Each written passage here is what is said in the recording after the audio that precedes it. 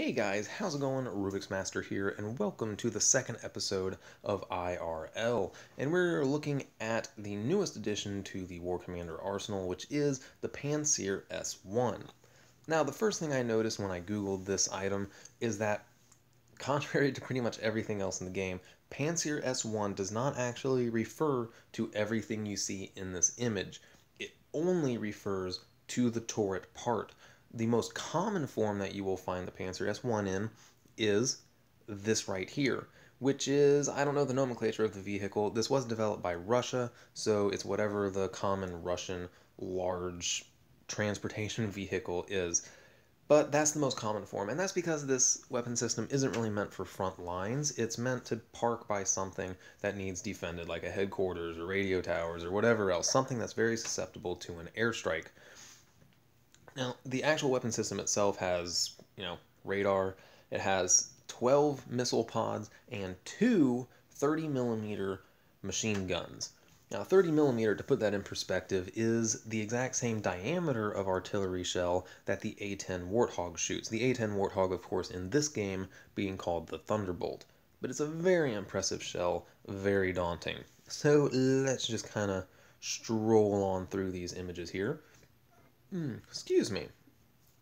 Yep, you can see it has the stationary, the little, whatever they're called, the pistons that go down and stabilize the vehicle, so that it can fire all the missiles without tipping over. And here's a pretty cool image of it, kind of how you would expect it to be fortified on a actual battlefield. And interesting note, in the background on the left there, those tubes sticking up, those are very, very large missile pods on the back of other vehicles. Here's an image of one right after it's done firing, and here's a bunch of them in a row. Though, an interesting note, the 30mm cannon, which we don't see in Rogue Assault, though it would be pretty interesting, it would have made it the first vehicle to have dual weapon systems.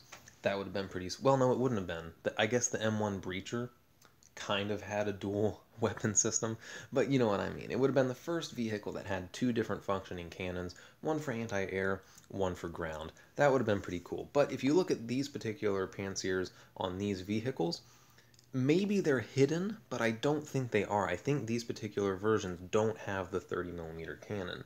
So it is realistic that the ones in War Commander wouldn't have the 30mm cannon.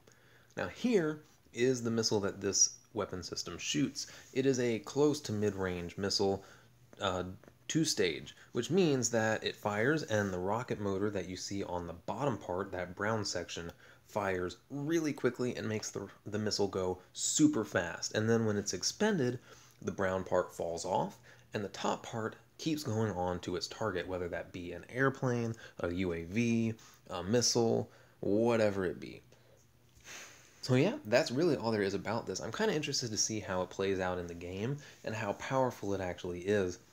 I imagine they put this in just to counter the higher level bases that are going to have spookies or loads of other things in their airfields as base defense.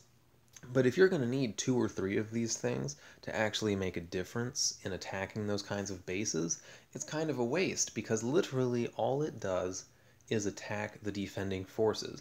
Once those defending forces are done, you still have to deal with extremely powerful base defenses, and these don't help you with that at all. So it's going to be kind of interesting to see how this unit works out going forward. But yeah, hey, until next time, y'all have an awesome day.